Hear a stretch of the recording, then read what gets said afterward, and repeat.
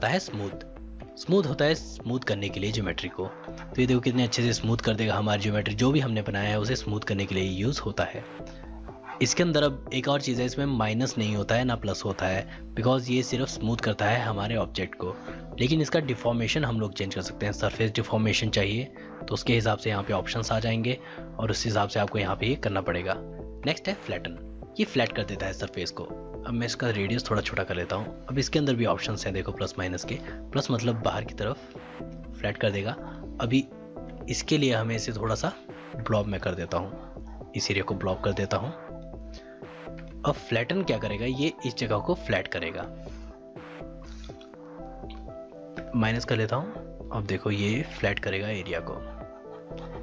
ये चीज़ों को फ्लैट करने के लिए यूज़ होता है। देखो अभी इसका जो गोलाई थी उसको ये फ्लैट कर रहा है, लेकिन उसका स्मूथनेस भी उतना ही रख रहा है, वो चेंज नहीं कर रहा है उस स्मूथनेस को। फिल यूज़ होता है फिल करने के लिए एरिया को। अब इसके अंदर ये प्लेन ऑफसेट्स हैं, एरिया रेडियस कितना चाहिए वो भी हम लोग यहाँ पे देख सकते हैं। अब इन टूल्स का सबसे अच्छी बात यह है कि ये सब के सब स्मूथनेस में ऑलरेडी होते हैं। इनके अंदर आपको ऑटो स्मूथ लगाने की ज़रूरत नहीं होती है। ये आपके जो भी आप लोग यहाँ से करोगे, चेन ड्रॉ करोगे, उनको स्मूथ करने के लिए यूज़ होता है। ये चारों के चारों टूल इसी के लिए यूज़ होते हैं। स्क्रैप का मतलब है चीज़ों को स्क्रैप करना। लाइक ये देखो, इसे फ्लैट करना चाहता हूँ मैं, वो मैं यहाँ पे इजीली कर सकता हूँ। अगर आप लोगों को यहाँ पे कुछ भी कन्फ्यूजन होता है तो आप यहाँ पे देख सकते हो, ये इसका यहाँ पे प्रीव्यू दिखाया जाता है कि ये एक्चुअली में करता क्या है। ये फ्लैटन सरफेस करता है, ये स्मूथ आउट करता है हमारे सरफेसेस को, ये फिल कर देता है एरियाज़ को। जो कि यहाँ पे देखो, अगर इस तरह से आपने कुछ बहुत ज़्यादा अंदर किया हुआ है, मैं इसे स्ट्रेंथ बढ़ा के थोड़ा सा इस तरह से कर देता हूँ। अब ये वाला एरिया जो है वो मुझे फिल करना है, तो उसके लिए फिल का यूज़ होता है। तो ये मेरा एरिया जो है वो फिल कर देगा। और ये एरिया देखो किस तरह से इसने यहाँ पे बना दिया। इसे हम लोग स्मूथ आउट भी कर सकते हैं। अगर मैंने इस तरह से कुछ बनाना है तो मैं उसे स्मूथ आउट ईजिली कर सकता हूँ। तो ये चारों के चारों ऑप्शन जो है वो मेनली स्मूथ आउट के लिए यूज़ होते हैं। मल्टीप्लेन का मतलब है, मैं सिमेट्री ऑन कर देता हूँ। मल्टीप्लेन का मतलब है यहाँ पे एक प्लेन बनाएगा। ये देखो जो ये आइकन आपको दिख रहा है, तो बीच वाला जो एरिया है वो ऊपर की तरफ उठता है और साइड वाले एरिया नीचे की तरफ जा रहे हैं। अगर मैं इसे यहाँ पे इस तरह से मूव करते हुए लेते जाऊँ तो अगर आपने यहाँ पे नोटिस किया होगा तो जो बीच वाला एरिया है वो ऊपर उठा हुआ है और साइड वाले एरियाज अंदर धंस रहे हैं। इसके लिए हम लोग इसे यूज़ कर सकते हैं। यहाँ पे एक लाइन बनानी है, देखो यहाँ पे भी आप देख सकते हो ये वाला एरिया यहाँ पे इस तरह से बन रहा है। इसका एंगल आप लोग चेंज कर सकते हो। देखो तो अभी इसका एंगल चेंज हो जाएगा, तो उतना ज़्यादा पिंच ये उस एरिया को यहाँ पे कर देगा। जितना ज़्यादा ये होगा उतना ज़्यादा पिंच ये होता जाएगा, जितना कम ये होगा उतना कम पिंच ये होता जाएगा। तो अगर हम लोग इसका वायर फ्रेम ऑफ करें तो ये देखो हमारे ऑब्जेक्ट की क्या हालत हो गई है। पिंच का मतलब है, जो कि मैंने आपको पहले ही बताया था कि पिंच क्या होता है। पिंच चीज़ों को इस तरह से, अगर मैं यहाँ पे उसके यहाँ पे जाऊँ, नॉर्मल रेडियस थोड़ा बढ़ा दूँ, तो ये देखो अभी तो ये मैग्नीफाई पे है। यहाँ पे दो ऑप्शन है, मैग्नीफाई और पिंच पे अगर मैं जाता हूँ तो देखो ये पिंचिंग यहाँ पे कर रहा है, उसे अंदर की तरफ खींच रहा है। जो मेरे वर्टिसेस हैं, वर्टेक्सेस हैं, उनको ये अंदर की तरफ खींच रहा है। तो यही मतलब होता है पिंच का। मैग्नीफाई का मतलब होता है उन्हें ये बाहर की तरफ डाल रहा है। पिंच का मतलब होता है वो इसे अंदर की तरफ खींच रहा है। तो अभी हमने एक ही मॉडल के ऊपर काफ़ी सारी चीज़ें यहाँ पे कर ली हैं। तो मैं यहाँ पे जस्ट इसे डिलीट कर देता हूँ और यहाँ पे एक और मैश ऐड कर देता हूँ। इस बार क्यूब ऐड कर देता हूँ। क्यूब के अंदर मैं थोड़ा एडिट मोड में जाता हूँ और इन्हें सब डिवाइड कर देता हूँ क्यूब को बहुत ज़्यादा। अभी मैं एजेस को सब डिवाइड कर रहा हूँ इसलिए ऐसा दिख रहा है। स्कर्टिंग है, अगर मैं वापस जाता हूँ अभी तो ये देखो मेरे पास अभी ये ऑब्जेक्ट आ गया है। ग्रैब का क्या मतलब है, देखो एक्स के ऊपर सिमेट्री है। ग्रैब का मतलब है मैं किसी भी एक एरिया को पकड़ के उसे उठा सकता हूँ। पहले तो मैं इसका वायर फ्रेम ऑन करता हूँ ताकि आप लोग इजीली देख पाएँ। यहाँ पे आप देखो, अब मैं इसके इस पॉइंट को उठाता हूँ और यहाँ पे पकड़ के इधर लेके जाता हूँ। अब ये मेरे माउस को फॉलो कर रहा है। मैं इसको जहाँ से पकड़ूंगा ये उस जगह पे लेके जाएगा और मेरे माउस को फॉलो करेगा।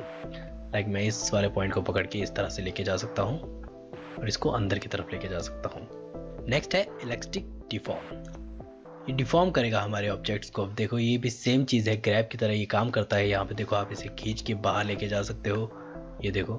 लेकिन एक और चीज़ यहाँ पे जो हो रही है वो है जो कि ये हमारे वर्टेक्स हैं वो उन्हें भी खींच रहा है, उसे काफ़ी दूर तक खींच रहा है। जो कि ग्रैब के अंदर मैं यहाँ पे आपको दिखाऊँ, इसे खींचूँ तो ये देखो इसने सिर्फ उस पॉइंट को खींचा, यहाँ से इसे नहीं खींचा है।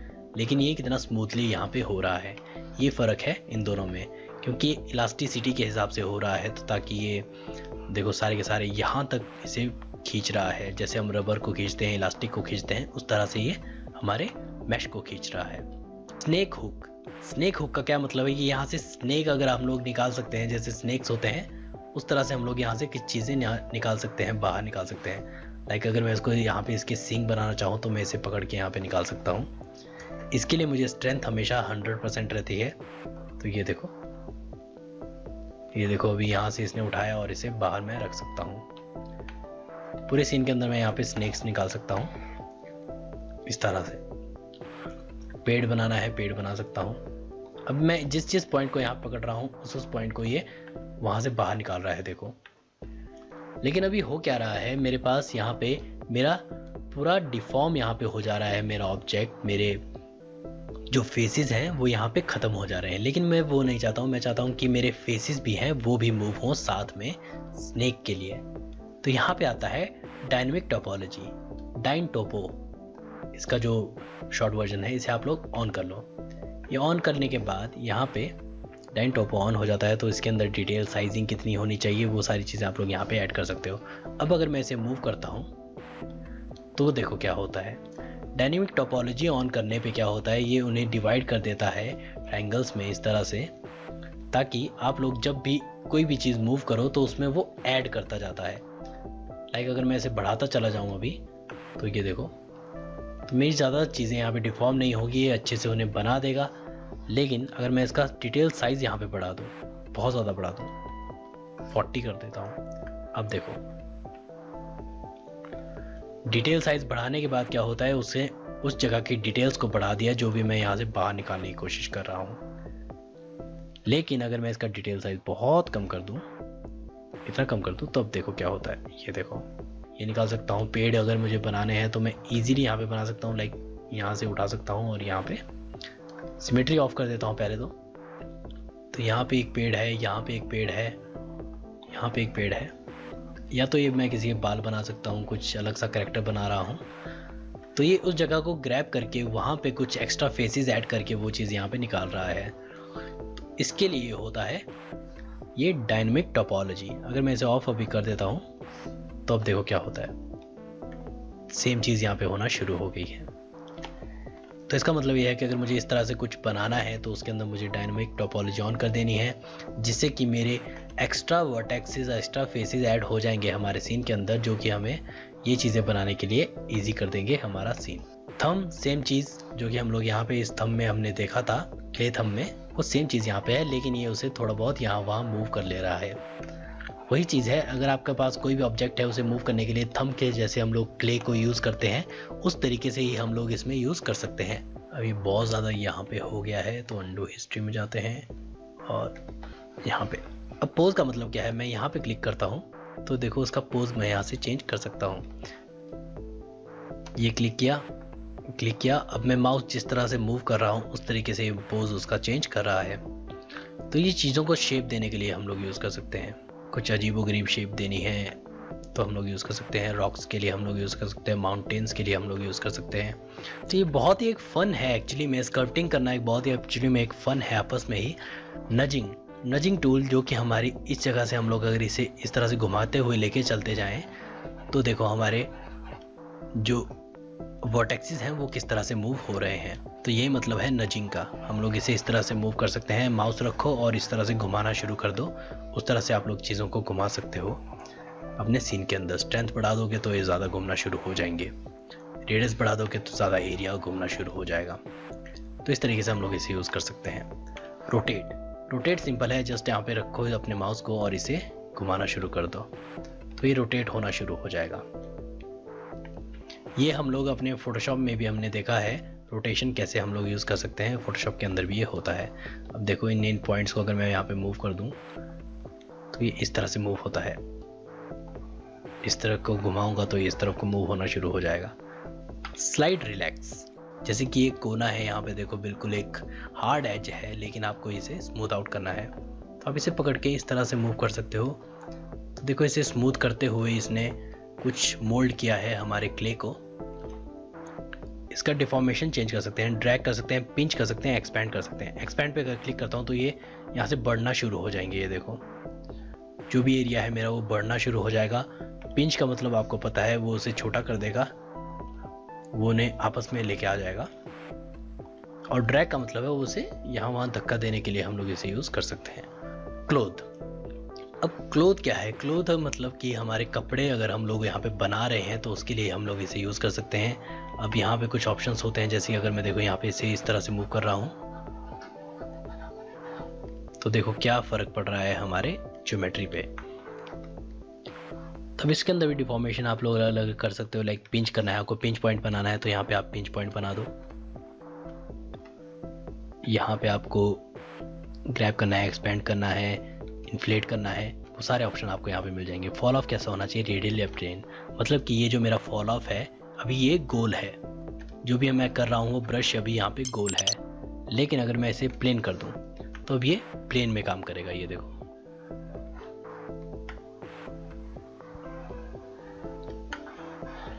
इसके बारे में हम लोग बाद में बात करेंगे, लेकिन जो मेन चीज़ देखने वाली है हम वो है मास्क। अब मैं किसी एरिया को चाहता हूँ कि ये मूव ना हो, बाकी सब कुछ मैं मोल्ड कर पाऊँ लेकिन ये एरिया मूव ना हो। तो मास्क जब ऑन करता हूँ तो देखो यहाँ पे ब्लैक होना शुरू हो जाता है। इसका हार्डनेस कितना होना चाहिए इस जगह का, वो हम लोग यहाँ पे सेट कर सकते हैं। इसका मतलब ये है कि जब मैं इसे ग्रैब करूँगा इस एरिया को, तो अगर मैं कुछ भी कर लूँ जो कि ये मास्क आउट एरिया है वो ग्रैब नहीं हो पाएगा। इस एरिया को मुझे ग्रैब नहीं कर पा रहा हूँ मैं, बिकॉज ये मास्क आउट हो चुका है। लेकिन अगर मैं इसे यहाँ से हटा दूँ, रेडियस थोड़ा छोटा कर लेता हूँ, इसे हटाने के लिए यहाँ पे आप माइनस कर सकते हो या कंट्रोल का यूज़ कर सकते हो अपने कीबोर्ड पे। अब देखो ये वाइट यहाँ पे हो गया। अब मैं इसे ग्रैब करके बाहर निकाल सकता हूँ इस जगह से, और मैं इसे अभी कुछ भी कर सकता हूँ। लाइक मैं इसे ब्लॉप कर सकता हूँ इस जगह को। मास्क आउट एरिया है वो ज़्यादा मूव नहीं होगा, बिकॉज अभी थोड़ा फेदर है इसलिए ये मूव हो रहा है। अब आता है बॉक्स हाइट। बॉक्स हाइट का मतलब मैं जितना एरिया यहाँ पे सिलेक्ट करूँगा वो वहाँ से हाइड हो जाएगा। ये देखो अब मैं इतना एरिया यहाँ से सिलेक्ट करूँगा, ये यहाँ से हाइड हो जाएगा। अब ये हाइड का मतलब ये नहीं है कि ये सिर्फ स्कल्प्ट मोड में हाइड हुआ है, ये मॉडलिंग के अंदर भी यहाँ पे हाइड हो चुका है। लेकिन आप सोच रहे होंगे कि अभी मैं इसे यहाँ से लाऊं कैसे। यहाँ पे आप जाओ बॉक्स हाइड के ऊपर, यहाँ पे कंट्रोल प्रेस कर सकते हो और इसे वापस इस पर लेके आ सकते हो, तो वो एरिया वहाँ पे वापस आ जाएगा। यहाँ से हटाओ, यहाँ से कंट्रोल प्रेस करके वापस ये आ जाएगा। मैश फिल्टर हम लोग लगा सकते हैं। देखो इन्फ्लेट, यहाँ पे अलग अलग फिल्टर है। स्मूथ आउट हमें लगाना है तो ये स्मूथ कर देगा हमारे एरियाज़ को। ये देखो स्मूथ आउट के कर रहा है। फिल्टर हम लोग यहाँ पे लगा सकते हैं, रैंडम फिल्टर, कुछ भी रैंडमनाइज करने के लिए। और ये नई नई चीज़ें हैं यहाँ पे। शार्पन देखो, अभी फेसी सेट, रिलैक्स। अब ये फेसी सेट्स हमने यहाँ पे कुछ ड्रॉ किए हैं। लाइक मैं यहाँ पे ड्रॉ कर लेता हूँ इस एरिया में, सिर्फ ये एरिया। और अभी फिल्टर में जाता हूँ, यहाँ पे फेसी सेट है, ये देखो अब सिर्फ ये एरिया स्मूथ हो रहा है, बाकी एरिया स्मूथ नहीं हो रहा है क्योंकि ये फेसिस सेट पे है। इसके लिए हम लोग यहाँ पे फेसिस बनाते हैं। स्पीयराइज हम लोग कर सकते हैं इस चीज़ को, लेकिन रैंडमनाइज करके हम इसे कुछ इस तरह से भी यहाँ पे बना सकते हैं। क्लॉथ फिल्टर्स हैं यहाँ पे, ग्रेविटी का यूज़ कर सकते हैं। ग्रेविटी का यूज़ होगा तो ये नीचे गिर जाएगा, जितनी ज़्यादा ग्रेविटी होगी उस हिसाब से वो नीचे गिरता जाएगा। इन्फ्लेट होगा, क्लॉथ देखो किस तरह से इन्फ्लेट हो सकता है। तो ये हमारा क्लॉथ इन्फ्लेट हो रहा है। ये बहुत ही अच्छे टूल्स हैं जो कि हम लोग आने वाले चैप्टर्स में भी देखेंगे कि इन्हें कैसे यूज़ कर सकते हैं, हम लोग एनिमेट कैसे कर सकते हैं और इसे कैसे हम लोग रेंडर कर सकते हैं। पिंच देखो, क्लॉथ पिंचिंग, तो ये है काफ़ी अच्छे से सिमुलेशन हम लोग यहाँ पे कर सकते हैं। बाकी आपके नॉर्मल टूल हैं, मूव रोटेट के नॉर्मल टूल्स जो होते हैं वो यहाँ पे हैं। आज हमने देखी ये सारे टूल्स और हम लोग बात करेंगे इनके बारे में कभी और भी, जैसे कि हम लोग आगे करते जाएंगे। अभी ब्लेंडर जब तक चल रहा है तब तक हम लोग इनके बारे में बातें करते रहेंगे। फिर हम लोग जाएंगे यूवी एडिटिंग, जो कि यहाँ पे ये यूवी टेक्सचर्स होते हैं, टेक्सचर पेंट होता है। Thanks for watching FX Mandal. आने वाली वीडियो के अंदर हम लोग बात करने वाले हैं अनरियल इंजन के बारे में, वीएफएक्स के बारे में और वर्चुअल प्रोडक्शन के बारे में। ब्लेंडर के और भी ट्यूटोरियल्स आने वाले हैं, तब देखते रहो। Like, share and subscribe this channel for more awesome videos. और मिलते हैं अगली वीडियो के साथ, तब तक के लिए थैंक्स फॉर वॉचिंग।